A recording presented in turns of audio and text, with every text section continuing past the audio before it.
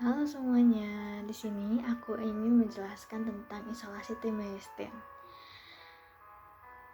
Sebelumnya, timestin didapatkan dari biji buah pala yang merupakan biji dari tumbuh-tumbuhan yang kaya akan trigliserida, yaitu asam lemak ester glycerol. Isolasi timestin sendiri didapatkan dari biji buah pala dengan cara ekstraksi ether dengan alat reflux dan residunya dihabiskan dengan aseton. Tapi timestin sendiri itu apa ya? Timestin sendiri itu adalah sebuah nama ester dengan rumus kimia C45, H86, dan O6. Bentuknya seperti apa? Bentuknya merupakan padatan putih keabu-abuan serta kekuningan yang tidak larut dalam air. Berarti tidak non polar ya. Dan terus lautnya ke apa dong? Lautnya itu ke senyawa etanol, benzena, kloroform, diklorometana, dan ether. Memiliki sifat titik leleh sebesar 56-57 derajat Celcius dan titik didih sebesar 311 derajat Celcius. Tinggi juga ya. Dalam isolasi timestin sendiri, tujuannya itu untuk mengisolasi kandungan timestin yang terkandung pada biji buah pala dengan teknik reflux yang kemudian diekstraksi dan diakhiri dengan proses kristalisasi. Sederhananya seperti ini cara proses kerjanya. Serbuk biji pala itu ditambah dengan diklorometana, lalu diekstraksi dan menghasilkan dua lapisan yang terbentuk. Lapisan tersebut kemudian disaring dan dibuang lapisan etanolnya. Setelah dibuang, filter hasil saringan tersebut kemudian diproses lebih lanjut dengan kristalisasi untuk pemurnian timestin tersendiri. Terdapat beberapa hal yang harus diperhatikan dalam proses proses isolasi timestin ini, yaitu pertama, penggunaan diklorometana sebagai pelarut.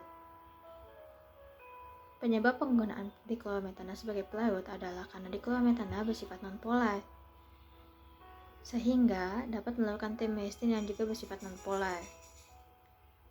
Selain itu, diklorometana mempunyai titik didih yang lebih rendah daripada timestin sendiri, yaitu sebesar 39,6 derajat Celcius. Yang dimana ketika nantinya dilakukan reflux yang dilakukan dengan penjagaan suhu di bawah 60 derajat Celcius, timestin tersebut tidak akan menguap dan tetap terdapat di dalam si larutan yang kita pengenin. Lalu yang kedua ada kondensor, di mana kondensor ini digunakan untuk mendinginkan diklorometana agar tidak menguap. Sebenarnya emang fungsi diklorometananya sendiri itu apa? Fungsinya itu sendiri itu apa sih?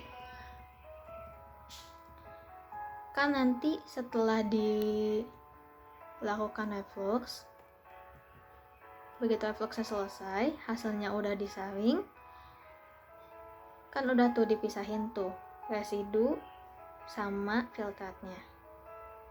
Residunya ini perlu dikeringin.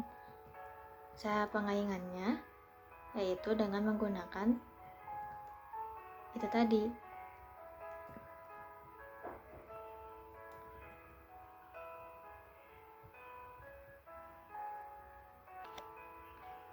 Tapi emang kenapa sih pakainya tuh kondensor?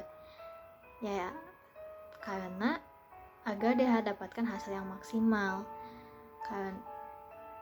dan tidak ada prosesnya pun lebih mudah dan sederhana, serta tidak ada juga senyawa yang akan hilang karena uapnya didinginkan gitu.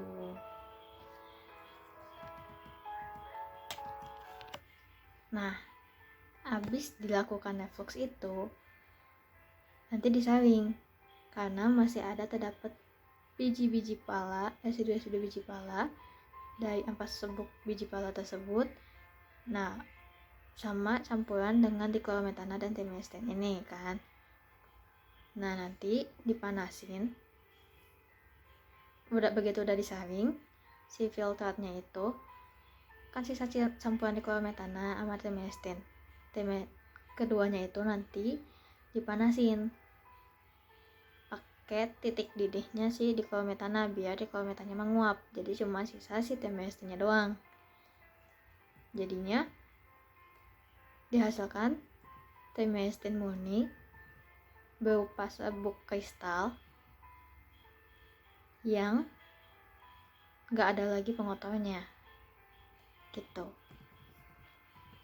Tapi hasil yang didapat pun bakal berbeda-beda nih begitu ditimbang, karena ada beberapa faktor.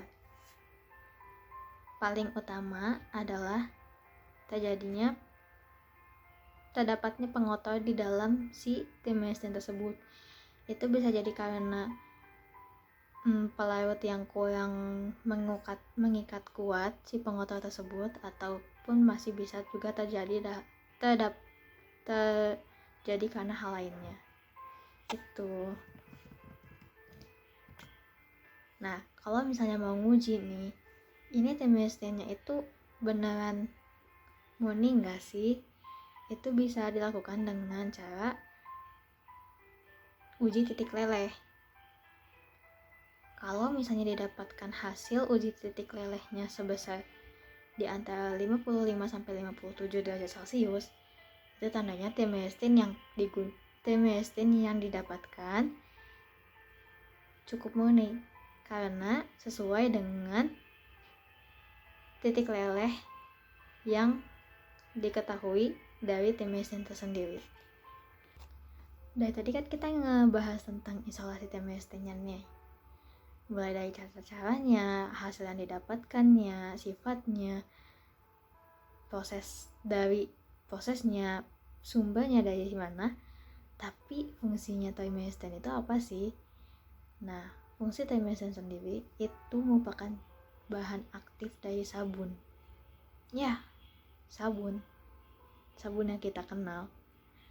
Kenapa? Karena memiliki antioksidan, analgesik, antiinflamasi, antibakteri, dan anti jamur.